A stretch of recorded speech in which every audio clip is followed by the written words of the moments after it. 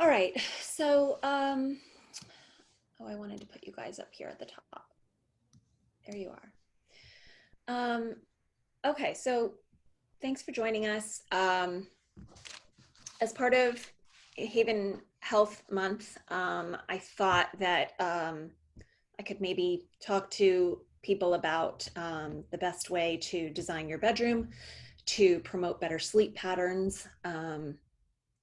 Do as I say, not as I do.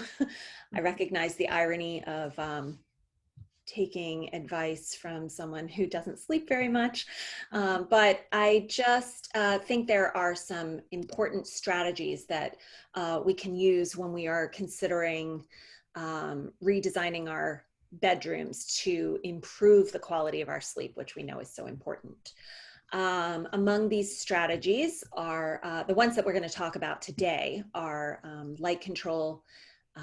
You're choosing an appropriate color palette.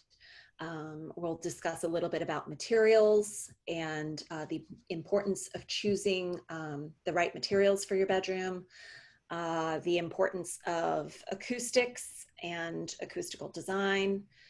We'll talk about thermal comfort, ways we can improve it, and optimal settings, if you will, for thermal comfort, and also the ever important quality of wellness design, which is air quality. And I'll talk a little bit too about aromatherapy and that kind of thing in the bedroom as well. So to start us off, light is a powerful guide for our bodies, and it in part, I'm so bad at giving presentations. Okay, so humans evolved from the beginning, spending a lot of time outside where they were exposed to light, beginning with the rising sun. So in our modern world, we spend more time indoors, but the sun still helps to regulate our sleeping patterns. So light is a powerful guide for our bodies. And this happens through the connections between the eyes and the brain. There's a biological timekeeper in the hypothalamus, and light rays influence our body chemistry and our behavior, and they keep us in sync with the ebb and flow of our day. So circadian rhythms, I'm sure you've heard the term. They are 24-hour cycles that are part of the body's internal clock. They run in the background all the time to carry out our essential functions and processes. One of the most important and well-known circadian rhythms is the sleep-wake cycle. Different systems of the body follow circadian rhythms that are synchronized with a master clock in the brain. This master clock is directly influenced by environmental cues, especially light, which is why circadian rhythms are tied to the cycle of the day and night. When circadian rhythms are properly aligned, they can promote consistent and restorative sleep. But when the circadian rhythm is thrown off, it can create significant sleeping problems, including insomnia. Research is revealing that circadian rhythms play an integral role in diverse aspects of physical and mental health. Even if you need to wake up before the sun comes up, you can find dawn simulating lights, alarms, and you can use those also for seasonal affective disorder. They're particularly helpful in the winter when the sun rises later. 73% of Americans say that a dark bedroom is important to getting a good night's sleep, but 35% of these same Americans do not use bedroom window treatments, okay? So I'm thinking that with a little thought and creativity, you can use your body's light sensitivity to your advantage. You can wake up rested after sleeping. If you, let's see, what did I say? if you can wake up rested with the sun after 7 to 9 hours of sleep, then go for bare windows. That's great. But most of us cannot. And it's preferable to use room darkening curtains or shades to keep your body in sleep mode until it's time to wake up and start the day. I have a lot of friends who say, oh, it was so weird. I woke up at 5 a.m. and I just couldn't fall back to sleep after that. And, that's where it's just really important to keep your room dark until you want your body to get up. Motorized window treatments are an excellent option, and we can even program them now to respond to Alexa and voice commands so that you can operate them without getting out of bed. Costs have come down on these options, and they're more affordable now. And if there's one place I would recommend investing in them, it is the bedroom. I put these slides together. I wanted to show you that, well, I didn't talk about this slide yet, but this first one here, when you're talking about window treatments, it's, there are some things that professionals do that maybe people might not know about. Professional window treatments are designed to return to the wall. Okay, we're concerned about light gaps when we're doing it. So I've pointed out here in my slide how professional treatments return to the wall, and their leading edges are designed to overlap even when the draperies are pulled closed. And we often design multi-layer treatments, not because we want to sell you more treatments, but because they are functional as well as decorative. And linings become really important. There are a variety of linings you can use. Standard window treatment linings are considered privacy linings, and they're often used to filter light, but blackout linings are thicker, and they will actually ensure that your room remains dark. The other thing I wanted to show you is that linings can be attached to window treatments or unattached to them. And a lot of people don't realize that, because that would be sort of a custom preference to say, look, I like this one on the left has the decorative side down for light filtration to sort of create an ambiance, but the slide on the right shows when the lining is pulled down behind them, how effective they are with their room darkening.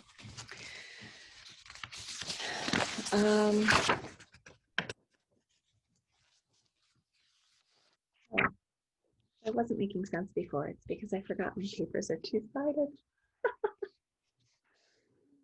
All right, let's see.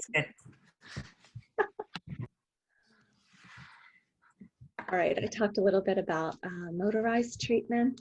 The costs have come down, as I said, and now we are programming window treatments through Alexa or apps on our phone, Google Home, etc. You can still, of course, use old school remotes. That's still common as well. Some people don't want every single thing connected to their phone, but what people often don't realize is that you can motorize everything, anything, cellular blinds, draperies, Roman shades, wood blinds, just about anything you can think of. You're able to motorize it. And if there's one place that it's worth doing it, it is the bedroom. All right, let's see. I wanted to talk about lighting generally, not beyond natural light, okay? In the bedroom, we need to consider low lumen and soft light, okay? A lot of people confuse this with wattage. It's a pretty important distinction. Lumens are the actual brightness of the light bulbs, and in a bedroom, you want something low, like a 500 lumen lamp. Also, the color temperature is very important. You don't want any of those daylight GE reveal bulbs in the bedroom. We need to do bulbs that have a color temperature of about 2700 Kelvin. Okay, that's closer to incandescent light. A lot of us are using LED lights these days to save energy and reduce the heat output, but the color, if you're not careful, can often be too bright. So we want to look for fixtures that are about 2,700 degrees. So you want to survey your room for other sources of artificial light, okay? You want to be on the lookout for street lamps outside your window, porch lights, even the glow from power buttons of electronics like TVs or bright alarm clocks, and consider blocking these to make the room completely dark while you sleep. Use a night light at night instead of turning on the overhead light if you have to get up, because all of these things can disrupt your circadian rhythms. You also want to, this slide goes to about layering your lighting. We want to use a mix of layered lights and incorporate table lamps and reading sconces for task lighting, and recess lights or flush mounts and chandeliers for ambient lighting. Okay, we want to choose lamp shades that diffuse brightness. Okay, there's no need for a bright white paper shade. You can get creative, cover them in fabric, linen. These will all help to diffuse the light and soften the mood. Also, I recommend dimmers. You can install dimmers after the fact. It's not hard and they're very useful. Also, smart bulbs that can respond to vocal commands are very, very helpful. If you are building a new house, you should consider three-way switches that can control the ceiling light from 2 different locations in the room, so that if you place one switch next to the door, you can also place the other end of it by the bed so that you don't have to get up to turn off the lights. Okay. Okay, a lot of people ask me about color selection in decorating, and a lot of people recognize already that the most relaxing bedrooms are decorated in cool colors. This brings to mind a peaceful day outside or near the cool water. Let's see. Okay, in this picture, what are the things that we like? We have white furniture and a soft monochromatic palette. There's nothing very high contrast here.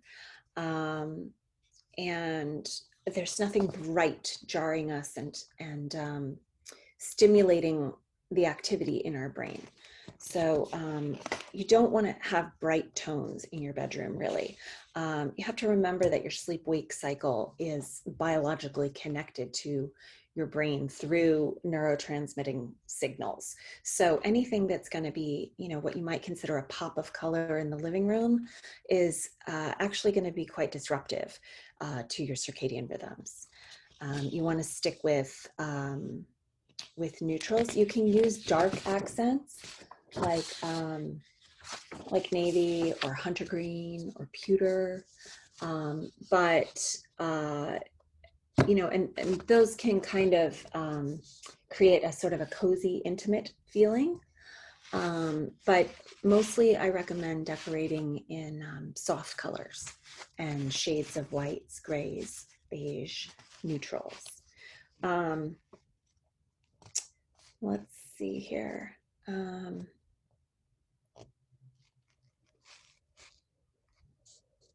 think I covered all that. Oh, the last thing about color, I would say is that when you picture the color wheel, while I touched on this already with avoiding contrast, you want to focus on colors that are parallel on the color wheel and not opposing.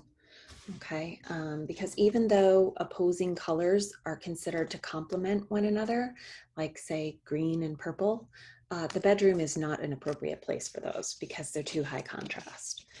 Okay. Let's see. Okay, so a lot of people recommend blue for your bedroom.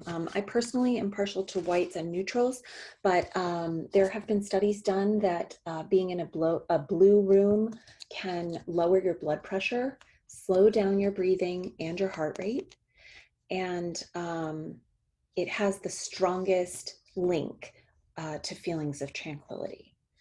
So let's see, green is also believed to have stress relieving properties for its biophilic properties. It echoes the colors in nature. Well, blue does too, but let's see.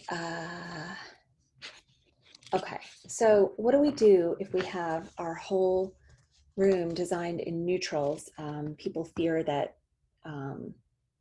it might get really boring, but what you can do is compensate for a monochromatic palette by incorporating a lot of texture. Okay, so I've pointed out here where the designer has used some texture to add interest in the room, so that even though the palette is kept very soft, she's incorporated the feeling of various textures to create more ambiance. Okay. This kind of brings us to another topic, which is the actual materials that you're choosing are really important, because the feel of the materials, the hand of them, when you touch them and when you lay on them, can actually affect the quality of your sleep. So it's really important to invest in your bed and your bedding. Start with quality mattress for sure. There are some great lines of eco-friendly mattresses that I would recommend, like Avocado Green and Sattva, Lull, and Naturapedic. They're getting excellent reviews, and they are going to be totally non-toxic. They're made of completely environmentally friendly materials, and yet they are offering ergonomic support. It used to be thought that you had to sleep on a firm mattress for your health, but that has been, really abandoned. And with recommendations that we sleep on our side, people are preferring softer foam mattresses. Some of them have hybrid models, like Sattva definitely does, and this, incorporates foam and the coils that we're used to. So it's a matter of preference, but you can check out some sustainable bedding brands at wellandgood.com/eco-friendly bedding. Okay. Let's see. The other thing is it's not really enough to think you're buying cotton or linen bedding and that therefore is natural. It's really worth it to go the extra step and get the organic materials, because cotton actually happens to be one of the quote unquote dirtiest textiles because of the processes that are used in its production. So that would be money well spent if you can upgrade to organic bedding. I mean, seeing as we spend a third of our lives in our beds, that would be money well spent. I encourage my clients to do that. Okay, just quickly moving on to acoustics, because acoustics play a really important role in your sleep, obviously. So one thing that we talk about in well design a lot is sound masking. In the commercial sector, we're talking about, soundproofing rooms. But in the residential sector, we're talking more about white noise as protection for our acoustical sensitivities. Okay, white noise works by reducing the difference between the background sounds and a peak sound, like a door slamming. So it gives you a better chance to sleep through it undisturbed. So creating a constant ambient sound can help you mask activity from inside and outside the house. There are white noise machines on the market. You may remember them from putting them in the baby's nursery. However, white noise can also be created by a fan or what I would recommend is an air filter, air purifier. So anything that's consistent and soothing. Some people are using, nature sound apps as their sound masking techniques. Other people are using earplugs from the airplane, little Frankenstein ones.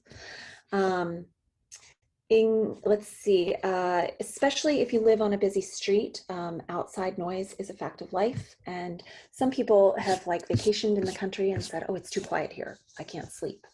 But for a lot of us, sudden or periodic noises can awaken us, and just disrupt that sleep. Noise pollution can actually make you feel drowsy the next day. And there is scientific evidence that sounds from constant traffic or proximity to highways, which I feel like is a large part of our town, can actually have a negative impact on your health. Some studies have shown that long-term exposure to intense noise pollution can be associated with hypertension. Let's see. Jumping topics here, we'll go into thermal comfort. The Better Sleep Council says that the best sleeping temperature for most people is around 65 degrees. It's important to consider bedding that will help you reach that ideal. Okay, so you can try cooling sheets like percale or linen if you run hot, or something warmer like flannel if you run cold.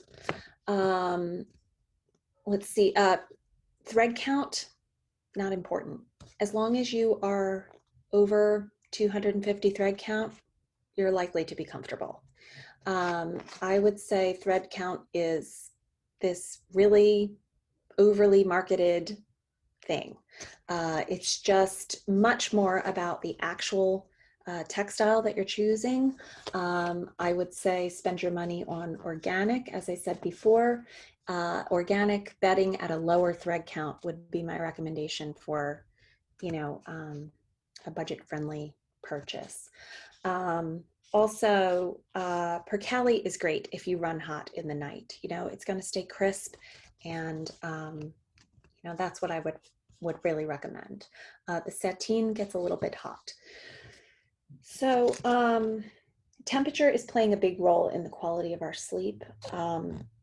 Mattress materials, as well as the fabric of your bedding, deal with heat differently.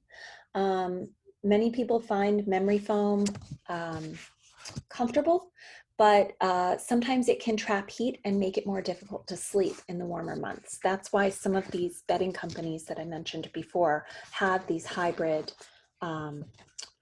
models that still include the innerspring coils. Okay, let's see. There are new fabrics available now so that they can wick away the moisture, and that's especially helpful if you're a hot sleeper.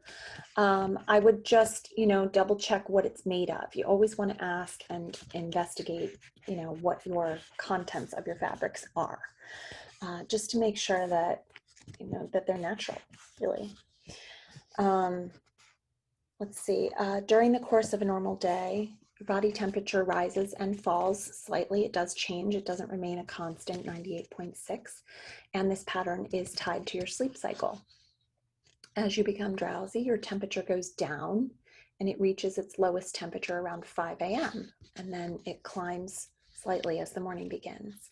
So this is why the air in your room can affect the quality of your sleep. If it's too hot, it might interfere with your body's natural dip in temperature and make you more restless. Let's see, studies indicate that some forms of insomnia are associated with an improper regulation in body temperature. So you're going to have to experiment and see about the best way that you feel comfortable to keep your room cool. Let's see. Along with this, in tandem with temperature is humidity, okay?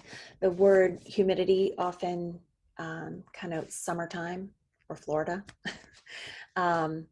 So during the summer, the amount of moisture in the air rises, and it's harder for your body to evaporate sweat in order to cool itself when there's more humidity in the air.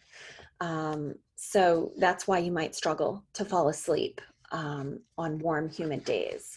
And the other thing about humidity is that, you know, I've spoken about this before in other seminars. Humid air can contribute to mold growth and allergens, which can also cause sleep problems because they interfere with your breathing. So in dealing with dampness, if you have an air conditioner in warm weather, that's great. That can get rid of excess moisture. And you don't have to leave it on 24/7. You can just cool the room, you know, a couple of hours before you go to bed, and it will help you sleep more soundly the rest of the night. Likewise, if you don't have AC and you want to use fans to circulate the air, you might consider running a dehumidifier, a very small one, in there just to get the dampness out. They don't have to exclusively be used in basements. You should try to keep your humidity levels between 30 and 50% throughout your house. That includes your bedroom. So a little moisture is good. Dry air, most common in the winter, can lead to irritated nasal passages and sneezing, stuffy noses. So it's hard to sleep when you're sick too. So it's really important to keep this humidity level balanced. Okay. Speaking of air quality, I talk a lot about air filtration because it's important that we're aware of the potential for VOCs in our room, as well as other particles like dust and allergens. So HEPA filters are great for filtering dust and allergens, but to filter VOCs, you need an activated carbon filter, like a MERV filter, or you can use one with the new Pico technology, like the molecule filters that were introduced a couple of years ago. Those are excellent. They sort of kill the germs rather than just filter them out. So it's kind of exciting for those of us who are interested in this. The important thing with your air quality is to make sure that you have the proper ventilation in your room. A lot of us who are living in newer houses, our windows are sealed up really tight, and we need to actually open those windows and not just leave them closed all the time. It's really, really important. So okay, that's a pretty good issue, and we're lucky where we live because our air is, you know, okay compared to those poor people in California right now who cannot open their windows. Okay, so one last little thing I wanted to touch on, which is sort of beyond the scope of technical wellness design, is aromatherapy. So technical wellness design kind of stops at air quality, but I think that you can, the power of smell is actually an increasingly popular area of research, and scientists are studying ways that certain scents are connecting us to our memories and how particular aromas can evoke a range of emotional and physical responses. So this is sort of an up and coming area that we're still learning about, but at the same time, it's super old as time. So some of these scents can be found in essential oils, and as more people are looking for natural remedies, you know, this can certainly be integrated into your bedroom design. Some essential oils, though, do act as invigorators to boost energy level, and others, such as lavender, vanilla, and jasmine, have been shown to reduce anxiety, stabilize blood pressure, and improve sleep quality. Okay, so you can use those in a diffuser, or you can place a drop or two on your sheets or spritz them on your bed linens. Interestingly, while one essential oil can be beneficial to sleep, a combination of several oils may be better. And I know there are a lot of people at HAYVN that have a lot of expertise in this area. So I'm sure that we can make some introductions if people are interested in learning more about essential oils and how it can improve your sleep. So